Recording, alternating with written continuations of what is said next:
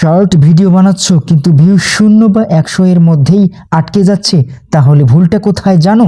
দেখো, আমি একটা টপিক লিখে সার্চ করেছি, সার্চ করার পর অটো সাজেস্টে যদি হাউ টু গ্রো ফাস্ট এগুলো লেখা আসে, বুঝবে ওই বিষয়ে ভিডিও বানালে তোমার ভিডিও গ্রো করবে। তুমি যেই টপিক লিখে সার্চ করো না কেন, শেষে যদি লেখার শেষে যদি প্রবলেম এ ধরনের ইনক্রিজ এ ধরনের কোনো লেখা থেকে থাকে, তাহলে ওই বিষয়ে ভিডিও বানালে তোমার, কারণ এই বিষয়ে মানুষ প্রতিনিয়ত ইউটিউবে সার্চ করছে তাদের সমস্যা বিষয়ক বিষয় নিয়ে।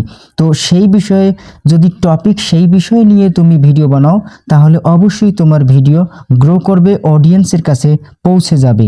দেখো, আমি একটা টপিক লিখে সার্চ করলাম, এই বিষয়ে মানুষ কিন্তু কয়েকদিন আগে তারা ভিডিও মেক করেছে, তাদের কিন্তু ভিউ আশানুরূপ ভালো হয়েছে। তো তুমিও চাইলে এভাবে ভিডিও বানিয়ে তুমিও গ্রো করতে পারো। আমার ইউটিউব চ্যানেলে এখানে দেখেন, আমি ইউটিউব স্টুডিওতে চলে আসলাম। এখান থেকে প্রথমে যে ভিডিওটি বানিয়েছি দেখেন, এখানে ভিউ মোটামুটি হয়েছে।